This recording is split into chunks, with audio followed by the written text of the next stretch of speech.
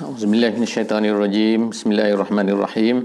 Alhamdulillahirabbil alamin wassalatu wassalamu ala asyrafil anbiya'i wal mursalin wa ala alihi wa sahbihi ajma'in. Alhamdulillah, bertemu kita sekali lagi dalam sesi bacaan kitab Fiqh Manhaji, insya-Allah.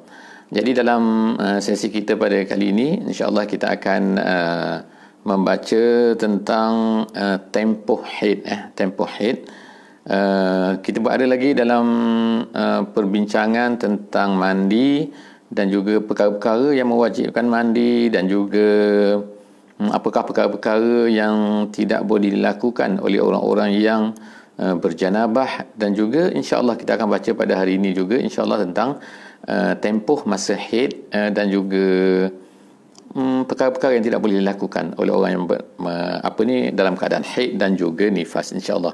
Jadi insya-Allah bersama-sama kita dalam buku ini, buku Fiqh Manhaji, mengikut mazhab Asy-Syafi'i, insya-Allah. Okey. Jadi insya-Allah kita baca muka surat. Saya sekarang akan baca muka surat 94 insya-Allah. Tempoh haid.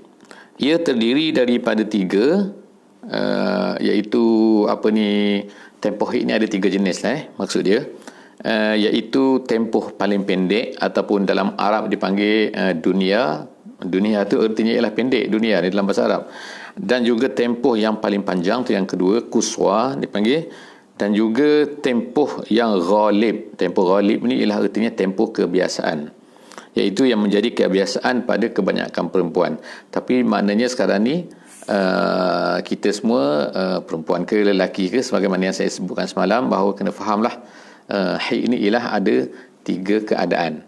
Ada yang paling panjang, ada yang paling pendek, dan juga ada yang kebiasaan. Okey.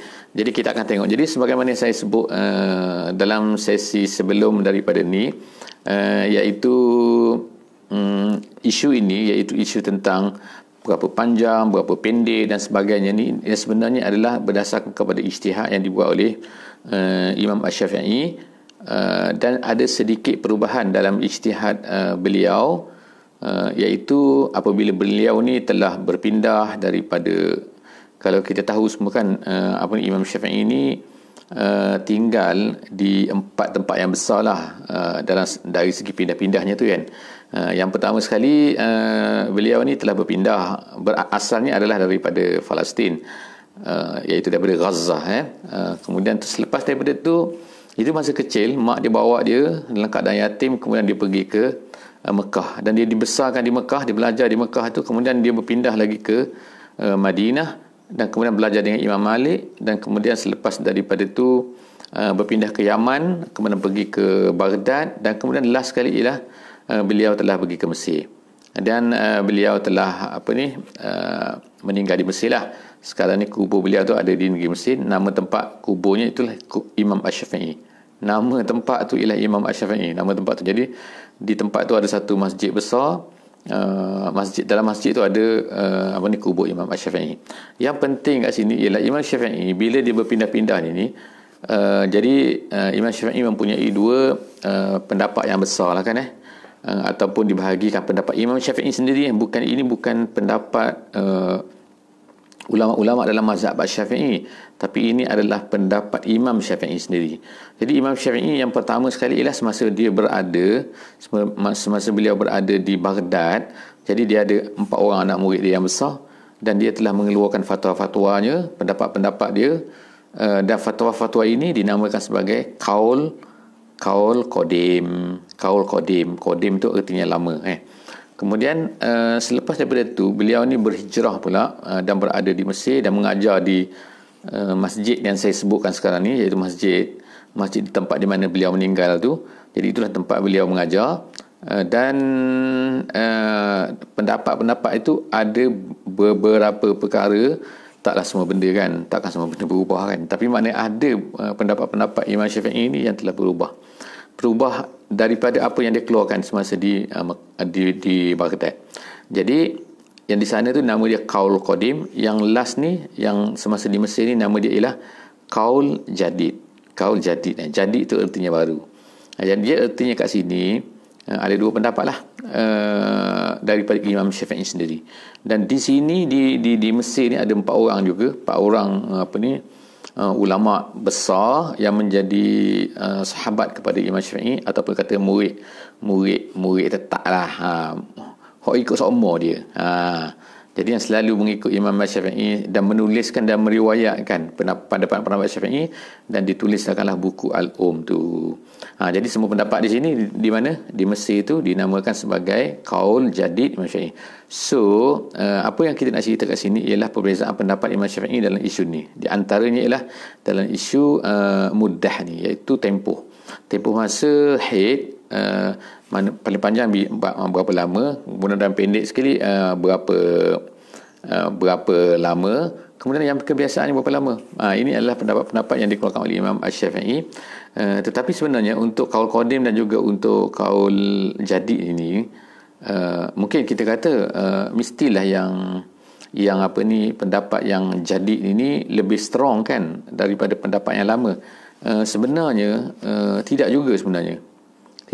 Ada ulama-ulama yang datang kemudian, ulama-ulama Syafi'iyah, ulama-ulama Syafi'i, mazhab Syafi'i yang datang kemudian, yang hebat-hebatlah, seperti Imam Nawawi, Imam Ramli, Ibnu Hajar Al-Haytami, dan juga Imam Ar-Rafi'i. Contohnya, mereka ini juga telah cuba mentarjihkan balik. Tarjih itu maknanya ialah mengatakan ini lebih kuat daripada yang ni. Itu tarjih. Bila dia tengok, dia cek kepada dalil semua dan lihat bahawa pendapat ini lebih kuat, jadi rupa-rupanya ada juga mereka-mereka yang datang kemudian ini telah mentarjihkan, iaitu mengatakan bahawa ada lebih kurang saya sebut 8 pendapat, 8 fatwa yang sebenarnya dikatakan oleh ulama kemudian ni, ulama-ulama yang saya sebutkan tadi itu, bahawa pendapat kaul qadim sebenarnya lebih kuat lagi daripada pendapat kaul jadid. Itu pendapat mereka lah, insya-Allah.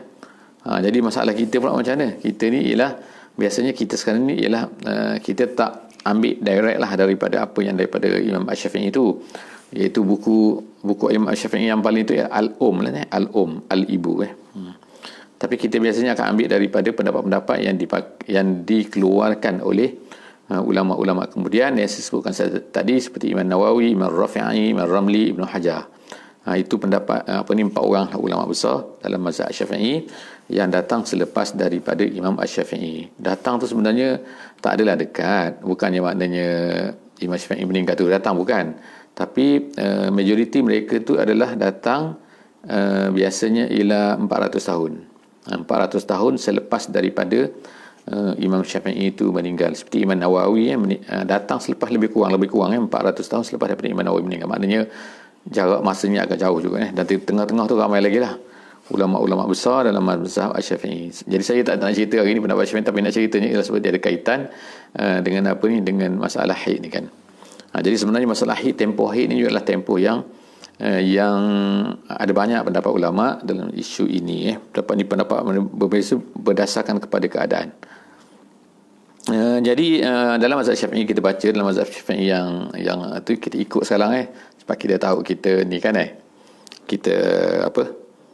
kita membaca dalam mazhab Syafi'i. Jadi kita tengok pendapat yang paling kuat lah dalam mazhab Syafi'i ialah kita ada tiga tempoh bagi haid perempuan ni. Tempoh haid paling pendek ialah 1 hari 1 malam. Sudah, itu yang pertama lah kan. Tempoh haid bagi paling pendek ialah 1 hari 1 malam. Maknanya lepas 1 hari 1 malam tu dikira kalau dah tak ada darah tu maknanya suci lah, gitu kan. Kecuali kalau datang lagi, itu kiraan kemudianan. Tapi ini secara mudahnya dulu ialah 1 hari 1 malam. Itu maknanya tak ada, dia tak ada satu titik. Satu titik itu nifas. Itu tak orang keliru kan, di antara haid dan juga nifas. Haid ini dia 1 hari 1 malam. Dan tempoh paling panjang ialah 15 hari 15 malam. Itu paling panjang, paling lama lah. Jadi kalau seorang tu datang haid, lepas tu 16 hari, dah masuk hari yang ke-16, masih nak ada darah lagi, tu sebenarnya bukan darah haid lah tu. Itu dah jadi darah istihadah ni. Jadi dia kena semayang lah. Dia kena mandi, dia kena maksudnya kalau 15 hari itu dah habis 15 hari 15 malam, ni jangan confuse pula kan. Kita tak ada kat sini Qamariyah ke Syamsiah. Qamariyah Syamsiah tu adalah kiraan untuk bulan. Qamariyah, Samsiah tu adalah untuk bulan yang hari ini sama je kan, iaitu 24 jam lah. Okey. Kemudian manakala tempoh ghalib, tempoh biasa, ialah 6 hari ataupun 7 hari. Habislah. Jadi kita ada yang pertama, kita ada yang kedua, dan kemudian kita ada yang ketiga. Sekurang-kurang waktu suci ialah 15 hari. Sekarang ni waktu suci pula, tadi tu waktu apa ni kita kata waktu haid. Waktu haid tu ialah 15 hari. Kemudian tu waktu suci pula berapa? Sekurang-kurang sekurang-kurang maknanya paling-paling kurang. Maknanya selepas daripada tu kalau datang lagi dalam masa 15 hari tu tiba-tiba datang lagi. Dia dah habis 15 hari. Haid tu dah berhenti dah. Kemudian tiba-tiba tak sampai 15 hari datang pula. Itu istihadah lah tu. Jaga-jaga dan tidak ada had tertentu bagi tempoh panjangnya. Tempoh panjang ni malah kotak datang-datang setahun, 2 tahun, 50 tahun.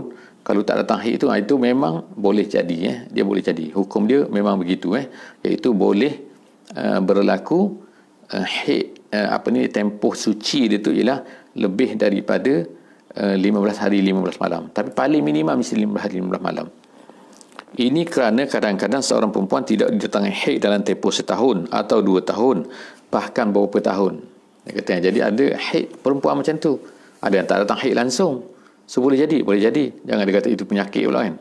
Penyakit tu memang pelik lah kan. Dia tak ikut tabi'inya lah kan. Tetapi maknanya dia tidak salah dari segi hukumnya. Dia adalah bukan haid, maknanya dia suci lah. Jadi bila dia suci maknanya dia wajib sembahyang, wajib puasa dan sebagainya lah. Semua benda yang perempuan-perempuan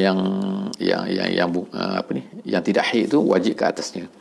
Penentuan tempoh ini adalah berdasarkan kepada istiqra'. Istiqra' ni ialah disebut situ pemerhatian terperinci kepada peristiwa-peristiwa yang berlaku kerana ia boleh dijadikan sandaran dalam menentukan tempoh tersebut. Maksudnya kat sini daripada manakah tempoh-tempoh ni? Tempoh-tempoh ni sebenarnya sebagaimana yang saya sebut tadi kan, Imam Syafi'i sendiri berubah pendapat dia. Semasa beliau berada di Baghdad lain, semasa di Mesir dah jadi lain sikit. Sebab dia tengok kan, dia buat kajian. Dalam sesi lepas saya ada ceritakan tentang bagaimana Imam Syafi'i ini telah membuat kita kata macam itulah kan, empirical study lah zaman moden sekarang ni kan. Dia buat kajian, akhirnya ni berapa akhirnya dapatlah kesimpulan daripada berapa ribu, saya tak ingat lah kan kajian di terhadap perempuan ini. Memang hebat lah ikutnya kajiannya, maka akhirnya dia dapatlah. Sebab apa nak keluar fatwa kan. Jadi kita kata boleh pula pakai fatwa ni pendakwah tentang haid ini berdasarkan kepada empirical study ni pula kan. Macam mana pula ni kan, boleh pakai kepada kebiasaan. Sebab ada memang setengah-setengah benda yang kita tahu kan bahawa dia boleh refer kepada adat. Sebab itulah dia kata al-adah muhakkamah tu. Salah satu daripada sumber hukum juga ialah sebenarnya al-urfu. Urfu ni boleh jadi hukum lah, boleh jadi penentu hukum dalam isu-isu yang tidak bertentangan dengan nas ataupun yang tiada nas, maka tak mengapa boleh jadikan ni. Sebab memang kadang-kadang dalam Quran ataupun dalam hadis juga akan ada disebut perkataan seperti apa ni, seperti dia kata bil ma'ruf tu ialah uruf lah tu. Arafa uruf al-uruf. Iaitu bil ma'ruf maknanya mengikut uruf. Maksudnya kita terjemah biasanya kebaikan lah kan amar ma'ruf nahi munkar kan. Tapi sebenarnya perkataan tu sebenarnya adalah berdasarkan kepada bil urfi lah uruf. Okey.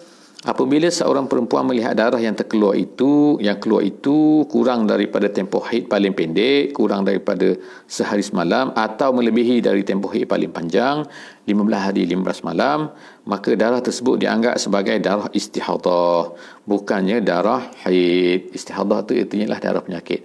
Jadi dia dah sebut tempoh tadi kan. Kalau maknanya kalau seorang perempuan melihat darah yang keluar itu kurang daripada tempoh haid paling pendek, kurang daripada keluar. Lepas tu dah berhenti. Itu makna bukan haid lah. Itu adalah istihadah kan.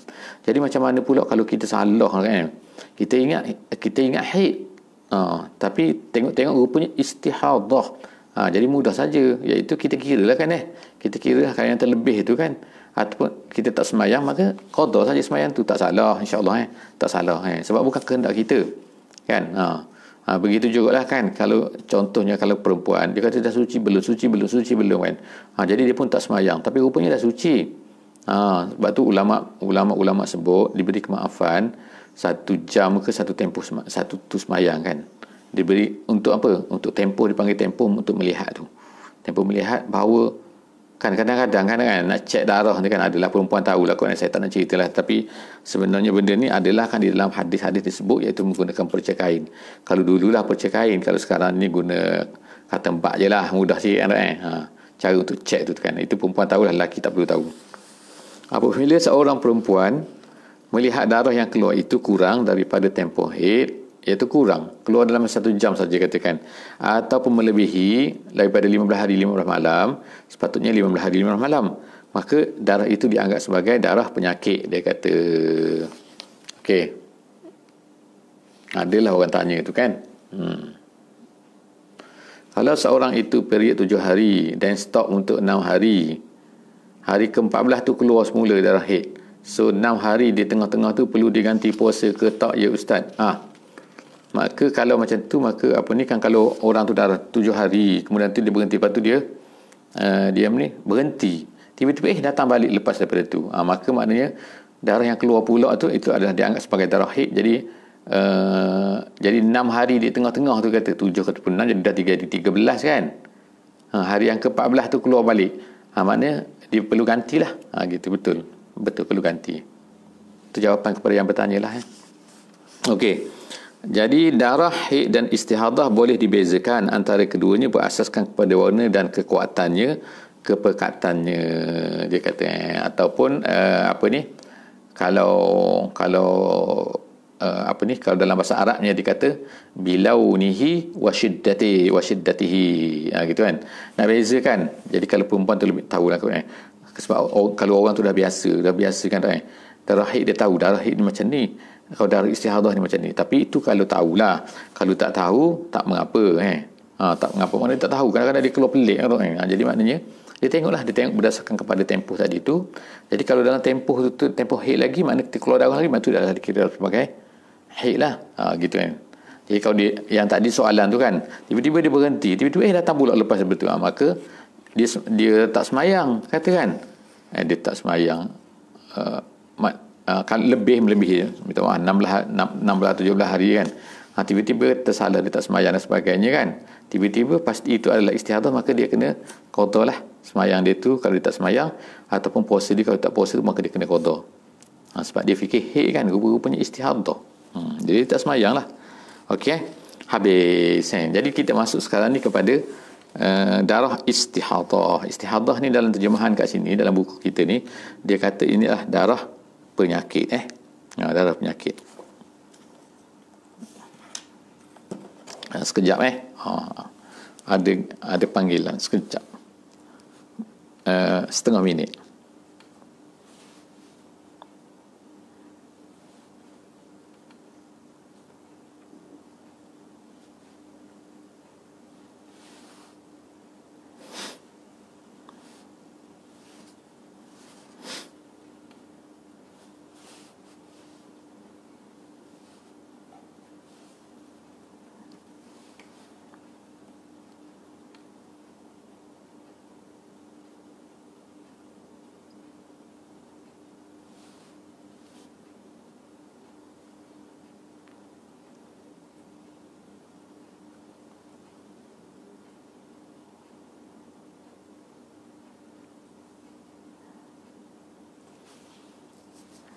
Okey, jadi seterusnya ialah darah haid, darah istihadah.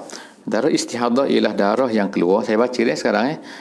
Darah istihadah ialah darah yang keluar dari satu urat yang terletak di bawah rahim yang dikenali sebagai, dia siap sebut nama ni kan, tapi nama ni bagi kita ni tak penting sangatlah. Nama dia Al-Azil, gitu. Al-Azil, Azil dengan zal kecil, zil, Al-Azil.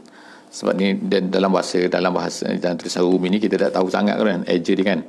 Itu tak apalah kata itu mungkin bagi doktor-doktor dia tahulah kan darah-darah tu keluar daripada mana, benda tu semua. Tapi yang pentingnya ialah ada tempat lah keluar darah tu kan, bukannya haid biasa. Darah ini membatalkan wuduk. Sebab apa? Dia sama seperti air kencing ni. Seperti darah mazi dan sebagainya. Mazi itu bukan darah, seperti keluar mazi dan sebagainya kan. Darah ini membatalkan wuduk. Mana bila keluar tu batal wuduk, sebab apa? Dia keluar salah satu dari keluarnya salah satu benda daripada dua jalan. Itu kan yang kita baca sebelum daripada ni. Tetapi tidak mewajibkan perempuan tersebut mandi. Bila keluar darah tu tak wajib mandi. Walaupun darah tu habis kan, dia cukup hanya dengan membasuh dan juga ambil wuduk. Dan tidak wajib meninggalkan sembahyang serta puasa. Jadi dia wajib sembahyang, dia wajib puasa macam biasa. Tak ada masalah, tak ada apa ni. Tetapi adalah cara-cara dia kan, macam mana dia nak sembahyang, macam mana dia nak puasa tu. Nak sembahyang lah, puasa tak kisah. Macam mana dia nak sembahyang tu ada cara dia kan. Kalau darah tu asyik mengalir je kan, macam mana? Kalau ikutnya batal wuduk dia kan doa. Ini berlaku ni, istihadah ni tak berlaku kepada semua perempuan. Dia kadang-kadang je adalah, saya pun tak tahu berapa persen tu, kena tanya doktor lah kot. Oleh itu, perempuan yang keluar darah tersebut hendaklah membasuhnya. Bila keluar tu kira kotor lah, najis lah kira darah tu, mengikat ataupun membalut tempat keluarnya. Tak tahulah guna pakai pad ke pakai apa kan, tapi yang pentingnya kena tutup lah tempat keluar tu. Dan hendaklah berwuduk setiap kali hendak sembahyang fardu. Tengok kan, maknanya dia mestilah bila dia kena tunggu masuk waktu sembahyang. Bila masuk waktu sembahyang zuhur, katakan hari ini masuk waktu sembahyang zuhur, barulah dia boleh membasuh, kemudian menutup, kemudian ambil wuduk, kemudian sembahyang dengan segera. Dia tak boleh sembahyang sunat dulu, apa benda tak boleh. Dia sembahyang fardu. Sudah daripada tu barulah dia boleh sembahyang sunat. Dia boleh gunakan wuduk yang tadi tu untuk sembahyang sunat. Tapi dia tak boleh gunakan wuduk tadi tu untuk sembahyang asar pula, tak boleh dah. Wuduk tadi dah terhabis, macam dah terguna lah kan, use already.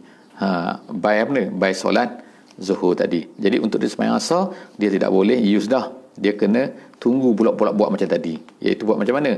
Iaitu dia kena tutup balik, kena bersih, kemudian kena tutup, kena ambil wuduk, kemudian sembahyang asar dengan segera. Jadi jangan sedih lah kalau perempuan yang ada kena macam ni kan. Tak apa, Allah SWT tahu kan. Dia redha, insyaAllah dia dapat pahala redha insyaAllah. Itu lebih besar lagi daripada nanti dia rasa rugilah, aku nak sembahyang gini, aku nak sembahyang gini. Kemudian dia telah Abu Daud dan lainnya telah meriwayatkan daripada Fatimah binti Hubaish. Fatimah binti Hubaish. Saya pelik sikit sini, tapi kalau ikut dalam teks Arabnya sini ialah dia ada Abi. Fatimah binti Abi Hubaish. Gitu. Abi depan Hubaish tu ada Abi Hubaish. Bukan binti Hubaish, tapi binti Abi Hubaish. Gitu Wallahu alam lah. Tapi saya rasa tertinggal kot dalam buku Melayu ni. Dia telah keluar darah istihadah. Siapa tu? Fatimah binti Abi Hubaish tadi tu keluar darah istihadah. Lalu Nabi SAW bersabda kepadanya, sekiranya ia darah haid, maka ia akan berwarna hitam yang biasa. Iza kana damul haidah fa innahu damun aswad yu'raf. Nabi kata kalau darah tu haid, maka dia akan berwarna hitam yang dikenali, pekat yang dikenali oleh perempuan kenali itu. Jika ia bersifat demikian, maka jangan kamu sembahyang, dan jika dia tidak begitu, maka berwuduk dan sembahyanglah, sesungguhnya ia adalah darah penyakit, kata Nabi SAW. Jadi maknanya benda ni berlaku lah juga tapi tak ramailah kepada perempuan di zaman Nabi SAW. Jadi dalam dalam buku Arab dia ada sebut kat situ kan yang dikata dikenali apa? Dikenali oleh perempuan biasanya. Kalau perempuan tak kenali tu, perempuan tu pelik sikit lah kan. Maknanya dia tak tahulah, mungkin dia tak pernah berhaid dan sebagainya kan. Kemudian selepas daripada tu air Nabi SAW tu fa innama huwa irqun, Nabi kata ialah darah penyakit. Maksudnya tu kalau ikut dalam Arab dia akan sebut macam ni. Dia katakan situ kan, maka ialah darah penyakit. Maksud darah penyakit itu tu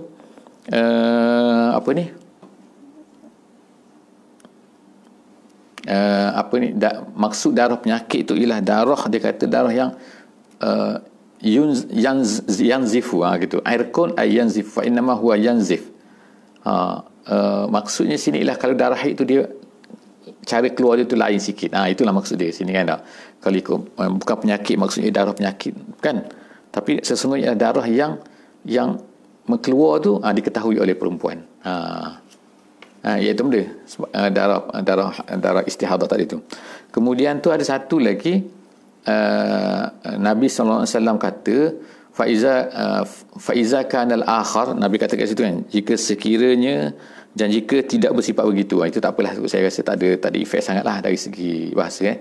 Okey, seterusnya ialah Al-Bukhari dan Muslim meriwayatkan daripada Aisyah radhiyallahu anha. Sekarang ni hadis riwayat Bukhari dan Muslim pula daripada Aisyah radhiyallahu anha, katanya Fatimah binti Abi Hubasyah, kan ada bawah tu ada Abi pula dah. Yang atas tak ada Abi kan, jadi maksudnya atas tu sebenarnya Abi Hubash. Jadi Fatimah jugalah orang yang sama. Jadi Fatimah ni binti Abi Hubash ni, dia telah datang kepada Nabi SAW. Lalu dia berkata, menemui Nabi SAW dan berkata, wahai Rasulullah SAW. Dia kalau buat Arab tu ya Rasulullah, kalau ya Rasulullah lah, dia tak kata ya Rasulullah. Kalau ada ya tu dia kena Rasulullah gitu. Tak apalah ni, salah baca tak apa untuk orang Melayu. Tapi kalau dalam Arabnya, wahai Rasulullah, aku telah beristihadah, dia beritahu. Fatimah beritahu, oleh itu aku tidak suci, maka adakah aku perlu meninggalkan sembahyang? Inni mar'atun ustahadu, dia kata, fala athur afa ada'us salah, kata, adakah aku akan tinggalkan sembahyang? Nabi SAW kata tidak. Itu kan. Jadi Nabi kata ni tidak ni sebab dia tanya tu, aku ni istihadah gitu, bukan aku keluar darah, dia kata aku istihadah. Jadi Nabi kata la itu maknanya tidak, innama zalika irqun. Nabi kata itu semua tu adalah darah penyakit, darah yang mengalir, darah yang terkeluar, dan walaisa bil haidah, dan dia itu bukan haid. Ketika kedatangan haid, hendaklah engkau meninggalkan sembahyang. Fa iza aqbalatil haidah fatrukis solah. Nabi kata apabila kalau haid itu datang, maka hendaklah kamu tinggalkan solat. Tinggalkan solat maksudnya jangan solat lah. Fa iza zahaba qadruha, dan apabila kadarnya telah berlalu. Kadar ni lah yang diijtihadkan oleh ulama-ulama ni, sebab Nabi SAW hanyalah sebut kadarnya kan. Kadar tu bila? Kadar tu maksud sebab tu lah dia berbeza mengikut perempuan, mengikut keadaan, mengikut negeri, mengikut sejuk, mengikut panas, mengikut kerja keras, mengikut orang jenis tak duduk di rumah saja dan sebagainya kan. Jadi faiza zahaba qadruha, apabila telah pergi qadarnya, fagsili, maka hendaklah kamu mandi. Maka hendaklah engkau membasuh darah yang berada pada diri engkau, angki adam wa sallah, hendaklah kamu sembahyang. Okey, jadi habislah kita cerita sini tentang apa ni, tentang darah istihadah. Kemudian kita akan masuk pula tajuk yang seterusnya, tajuk baru, iaitu tajuk apa? Perkara-perkara yang diharamkan semasa haid, ketika haid. Ma yuhramu bil haid. Jadi sebagaimanalah yang saya sebut sebelum daripada ini, saya minta maaf lah kan, pada hari ini kita hanya dapat buat 1 jam saja, setengah jam saja, minta maaf, 30 minit saja. Dan selepas kan saya ada terpaksa menghadiri selepas daripada ini. Jadi insya-Allah jumpa lagi esok, insya-Allah. Esok seperti biasa, insya-Allah pukul 9 pagi, bukannya pukul 8.30. Okey, so seperti biasalah, insya-Allah jangan lupa untuk like lah, untuk follow, dan pergi jugalah orang yang ikut kat sini pun tolong pergilah kepada YouTube untuk subscribe ke, untuk share daripada sana kan, supaya insya-Allah dapat manfaat bersama, insya-Allah. Dan kemudian jangan lupa tekan loceng, komen kan, insya-Allah untuk memudahkan kita akan datang. Wallahu a'lam bisawab. Aku qouli hadza wa astaghfirullahal azim li wa lakum. Wassalamualaikum warahmatullahi wabarakatuh.